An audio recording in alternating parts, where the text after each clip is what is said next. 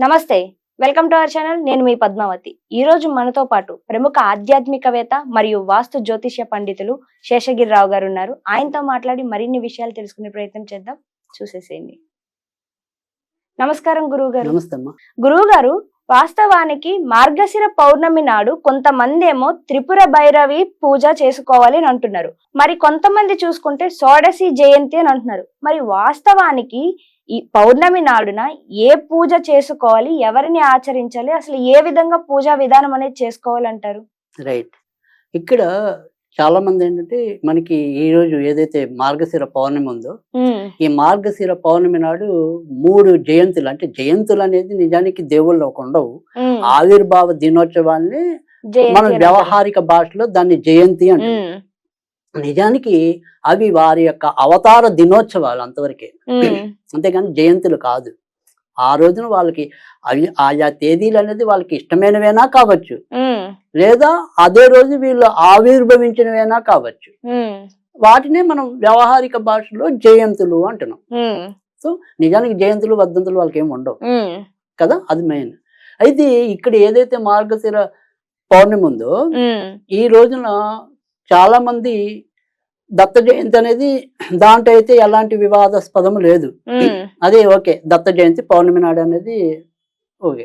కానీ దశమహావిద్యల్లోకి వచ్చేప్పటికి ఏంటంటే, ఈ రోజు చాలా మంది వారి వారి యొక్క పంచాంగాల్లో అయితేనేమి, తర్వాత వాళ్ళు వెలువరించే క్యాలెండర్స్ లో అయితేనేమి, ఈ రోజుని త్రిపుర భైరవి జయంతిగా ఇవ్వటం అనేది జరిగింది. తర్వాత అన్నపూర్ణ జయంతి కూడా ఇదే రోజు ఉంది. కనుక ఈ 3 జయంతులు ఉన్నవి. కానీ ఇక్కడ అన్నపూర్ణ జయంతికి కూడా ఆక్షేపం లేదు. అన్నపూర్ణ జయంతి కూడా ఇదే రోజు చేసుకుంటూ ఉంటారు. అన్నపూర్ణ దేవిని కూడా ఈ రోజు మనం గనక ఆవిడ యొక్క అన్నపూర్ణాష్టకం అనేది ఏదైతే ఉంటుందో దాన్ని ఈ రోజు మనం భక్తి శ్రద్ధలతో పఠించి అమ్మవారికి కొద్దిగా ఏదైనా సరే నివేదన చేసినచో అది కూడా మంచి ఫలితం వస్తుంది. కానీ ఇప్పుడు మనం చెప్పుకుంటున్న విషయం ఏంటంటే, త్రిపుర భైరవిని జయంతి అసలు, లేదంటే షోడశి జయంతి అనేది గనక ప్రశ్నించుకుంటే, నిజానికి మాఘ శుద్ధ పౌర్ణమి నాడు త్రిపుర జయంతి. దశ మహావిద్యల్లో త్రిపుర భైరవిని ఆ రోజు పూజించాలి. అయితే ఈ రోజు ఏంటంటే అసలు షోడశి లేదా త్రిపుర సుందరి, ఈ త్రిపుర అనే దాన్ని వాళ్ళు త్రిపుర భైరవిగా భావించి కొంతమంది త్రిపుర భైరవి జయంతిగా ఇచ్చారు. నిజానికి ఏంటంటే ఇది ఏదైతే మార్గ శుద్ధ పౌర్ణమి ఉందో అది ఖచ్చితంగా షోడశి లేదా త్రిపుర సుందరి, ఆవిడ యొక్క ఆవిర్భావ దినోత్సవంగానే మనం పరిగణించాల్సి ఉంటుంది.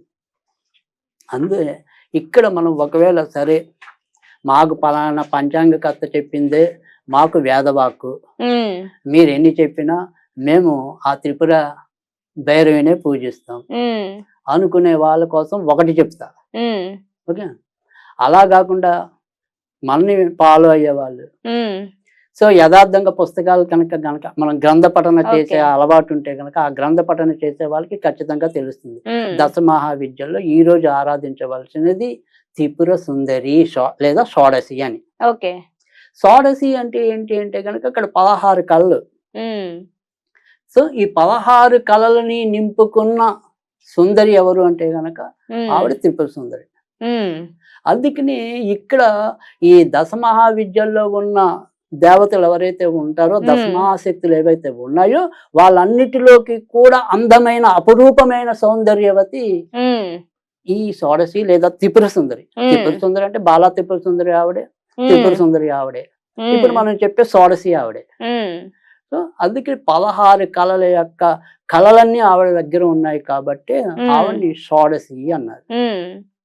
తర్వాత త్రిపుర అంటే గనక ఏదైతే మనకి ఉంటాయో అంటే స్వప్నము, నిద్ర, మెలుక, దాన్ని మనం అవస్థాత్రయం అంటాం.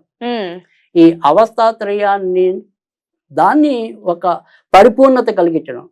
అంటే మీకు నిద్రపోతే ఆ నిద్ర అనేది ఒక సుఖాన్ని ఇవ్వాలి, ఒక ఆలోచన ఇవ్వాలి. మెలుకు వచ్చినప్పుడు మీరు చేసే కర్మ ఏదైతే ఉంటుందో అది మంచికి దారి తీయాలి. తర్వాత మరి మనకి తెలియని ఒక అవస్థ ఉంటుంది కదా, అంటే స్వప్నం. అది మనం ఆ స్వప్నం అనేది మనకి ఎటువైపు వస్తాయి, ఏ స్వప్నాలు వస్తాయి మన చేతిలో ఉండదు. కానీ ఆ వచ్చే స్వప్నాలన్నీ కూడా మనకి ఒక ఏమంటాం, మన చైతన్యపరిచేవైనా అవ్వాలి, లేదా శుభ స్వప్నాలైనా అవ్వాలి, దుస్వప్నాలు కాకుండా. కనుక ఆ రకమైన ఈ అవస్థాత్రయానికి ఒక మంచి తనాన్ని ఇచ్చేది మన షోడశి లేదా త్రిపుర సుందరి. కనుక త్రిపుర సుందరిని పూజించడం అనేది చాలా ఉత్తమం ఈ రోజు అనేది. తర్వాత ఏ పౌర్ణమి అయినా సరే, అంటే ఇవాళ వచ్చే మార్గశిర శుద్ధ పౌర్ణమినే కాదు, అన్ని రకాల పౌర్ణములు కూడా లలితాదేవికి ఇష్టమైనవి. అవును. అందుకనే మనం కొన్ని సార్లు చెప్తాము, ఈ రోజు ఏదైతే పౌర్ణమి రోజు ఉంటుందో ఆ పౌర్ణమి రోజు మనం ఏదైనా సరే ఆకాశంలో, అంటే చంద్రుడు కనబడినా కనబడకపోయినా, మన యొక్క ఏమంటే ఇంటి యొక్క పైకప్పు ఉంటుంది కదా, హాఫ్ టైల్ లేదు, అలా ఏదైనా సరే ఓపెన్ గా ఉండే ప్లేస్ లో అయినా సరే ఈ రోజు లలితా సహస్రనామ పారాయణ చేసినట్టయితే అది ఆ సంవత్సరం అంతా చేసిన ఫలితం ఇస్తుంది. ఒక్క రోజు సంవత్సరం కనీసం ఒక పౌర్ణమి నాడు చేస్తుంది. ప్రతి పౌర్ణమి చేస్తే దాని ఫలితం అనేది ఇంకా అనంతం. కనీసం ఏడాదిలో ఒక్క పౌర్ణమి నాడైనా సరే ఈ రకంగా రాత్రిపూట మనం లలితా సహస్రనామ పారాయణ చేసి కొద్దిగా అమ్మవారికి అన్నపరవాను నివేదన చేస్తే మన జీవితంలో ఉండంటే మన కుటుంబ శ్రేయస్సుకి అది చాలా చక్కగా ఉపయోగపడటం అనేది అయితే ఉంటుంది. అది పద్ధతి. ఇంకా ఇందాక మనం చెప్పుకున్నాం, సరే ఈ లలితా త్రిపుర సుందరి ఆరాధన అనేది అందరికీ తెలిసిందే. పైగా అది మనకి అయగ్రీవుడే అగస్త్య మహామహర్షికి చెప్తారు. ఈ అయగ్రీవుడు బోధించింది, అందుకని మనకి లలితా సహస్రనామం ప్రారంభంలోనే అగస్త్య ఉవాచ అని చెప్పి అయగ్రీవ అగస్త సంవాదే అని వస్తుంది. అంటే వాళ్ళిద్దరి యొక్క మధ్యలో సంవాదంలోనే ఈ యొక్క లలిత ఆవిర్భవించింది అని చెప్పి. కనుక లలితాదేవిని పూజించటము అంటే గనక మనకి అన్ని రకాల సుఖాలను పొందటమే. కనుక ఆవిడ పూజించడంలో ఆక్షేపం లేదు. పైగా ఇవాళ రోజున లలితాదేవిని అందరం పూజిస్తున్నాం. అంటే ముఖ్యంగా ఏదైతే గృహ సముదాయాల్లో ఉండే ఆడవాళ్ళందరూ కూడా వారానికి అప్పుడప్పుడు లేదా నెలకోసారి అప్పుడప్పుడు ఈ లలిత పారాయణలు పెట్టుకుంటున్నారు, లేదా దేవాలయాలైనా పెట్టుకుంటున్నారు. సో లలిత సహస్రనామాలకి ఎలాగో ప్రచారం లభిస్తుంది, బాగానే ఉంది, అంతవరకు బాగానే ఉంది. కాకపోతే ఇవాళ మనకి ఏంటంటే, ఒకవేళ కొంతమంది చెప్పినట్టుగా త్రిపుర భైరవినే పూజించాల్సి వస్తే ఈ త్రిపుర భైరవిని ఎలా పూజించాలి అనేది, ఇది ఇక్కడ ఆవిడ పూజించడంలో కూడా రకరకాలైన పద్ధతులు ఉన్నాయి. ఇవాళ నేను ఏదైతే త్రిపుర భైరవి పరంగా మీకు చెప్పేది ఏదైతే ఒక రెమెడీ దోష పరిహారం ఉంటుందో, అంటే ఇందాక లలితను పూజించడానికి అది లలితా సహస్రనామం అనేది ఉంది. అది ఆవిడ షోడశి మంత్రం అనేది చాలా మందికి తెలిసిందే. అది కూడా ఏంటి అంటే కనుక కయేలహిం అసకాలహిం సకల హీం శ్రీం, ఇది 16 అక్షరాలు ఉంటాయి దీంట్లో. దీన్ని షోడశి మంత్రం అంటాం. కహేలహిం అసకహలహిం సకల హీం శ్రీం. అది శ్రీం కలపకపోతే మళ్ళీ 15 అవుతాయి, శ్రీం కలిపితే 16 అవుతాయి. అది అందరికీ తెలిసిన మంత్రం, మన త్రిపుర సుందరి మంత్రం. దాన్ని చదివితే మనకి చాలా చక్కటి శరీరానికి కాంతి వస్తుంది, మొక్కల్లో వర్చస్సు పెరుగుతుంది, ఇంట్లో సంపదలు పెరుగుతాయి. అలా రకరకాలుగా ఉపయోగపడుతుంది. సాధనా పరులకి అత్యంత ఉపయోగపడేది అది. అంటే ఏ సాధకులకైనా అది చాలా అవసరమైనది.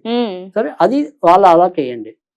కానీ ఇప్పుడు ఒకవేళ త్రిపుర భైరవే మాకు నమ్మకం, పలానా ఎప్పటి నుంచో ఎన్నో ఏళ్ళ నుంచి ఆయన పంచాంగకర్తగా ఉన్నాడు, ఆయన తన పంచాంగంలో ఇలాగని రాశారు, కనుక మాకు అదే నమ్మకం, కనుక మేము త్రిపుర భైరవిని ఎలా పూజించాలి అనేది కూడా కొంతమందికి ఉంటుంది. కనుక ఇక్కడ త్రిపుర భైరవిని పూజించడం వల్ల ఏంటంటే కనుక ఈవిడ కూడా సాధారణంగా ఉంటే ఏంటంటే గృహ కలహాలు ఏవైతే ఉంటాయో వాటన్నిటినీ కూడా నిర్మూలింపజేయడానికి మనకి చాలా దోహదపడటం అనేది ఉంటుంది. అయితే ముఖ్యంగా అనేక రకాలైన మంత్రాలు అవి ఉన్నప్పటికీ కూడా ఇవాళ నేను ఈ త్రిపుర భైరవి పరంగా చెప్పేది ఏంటంటే, ఎవరికైతే భార్యాభర్తల మధ్య చికాకులు ఉన్నాయో, అలాగే ఉన్నట్టుండి పుట్టింటికి వెళ్ళిపోయి భార్య తిరిగి రాదు, వస్తే ఆయనతో పాటు అక్కడికి రమ్మంటుంది, లేదా ఉన్నట్టుండి భర్త అక్కడికి వెళ్ళిపోతాడు, రాడు, ఏదైనప్పటికీ కూడా ఈ ఇద్దరి మధ్య ఏదైతే ఒక దూరం పెరిగిపోయిందో, ఏ రకంగా అయితే వాళ్ళు కాపురం చేయలేకపోతున్నారు, అలాంటి వాళ్ళ కోసం చెప్పి నేను త్రిపుర భైరవి పరంగా ఈ రోజు ఒక పరిహారం చెప్తాను. అది ఏ రకంగా చేయాలి అంటే గనక, ఓం హ్రాం అంటే యారావలాలో హా, దానికి రావడింది, అలాగే యారాలవాలో హీ ఉంది, దానికి రావడింది, హాం హ్రీం ఉమ్, సౌందర్యే నమః. ఉమ్, అంతే. ఓం హ్రాం సౌందర్యే నమః. ఉమ్, దీన్ని 108 సార్లు పఠించాలి. అలాగే మొదటి నుంచి నన్ను ఫాలో అయ్యే వాళ్ళకి తెలుస్తుంది. నేను చెప్తే 40 రోజులు చెప్తాను, లేదా 90 రోజులు చెప్తాను. అవును. సో ఈ 40 రోజులు కానీ 90 రోజులు కానీ వీళ్ళు ఈ మంత్రాన్ని ఉమ్, భక్తిపూర్వకంగా 108 సార్లు చదవాలి. ఉమ్. దీన్ని పురుషులు జపించినా సరిపోతుంది అంటారా? అది ఇప్పుడు ఎవరికైనా సరే ఆ కాపురం బాగుండాలని ఆకాంక్ష, అటు పురుషులకుంటే పురుషులైనా, ఆడవాళ్ళకుంటే ఆడవాళ్ళైనా, ఎవరైనా కూడా పఠించవచ్చు, తప్పేం లేదు. అయితే మరి నివేదన ఏం చేయాలి? ఏం లేదు, జస్ట్ ప్రతిరోజు కూడా చిన్న కప్పుడు తేనె నివేదన, లేదా ఒక చెంచా తేనె నివేదన చేసినా చాలు. ఆ రకంగా వాళ్ళు 40 రోజులు సంకల్పం చెప్పుకుంటే 40 రోజులు, 90 రోజులు చెప్పుకుంటే 90 రోజులు, ఆ రకంగా ఆచరిస్తే చాలు. తప్పకుండా వాళ్ళకి ఉత్తమ ఫలితాలు లభించడం అనేది అయితే ఉంటుంది. చాలా చక్కగా చెప్పారు. పాటు లలిత సహస్రనామం గురించి కూడా అందరికి అర్థమయ్యేటట్టు చెప్పారు. చాలా ధన్యవాదాలు గురువు గారు. Thank you.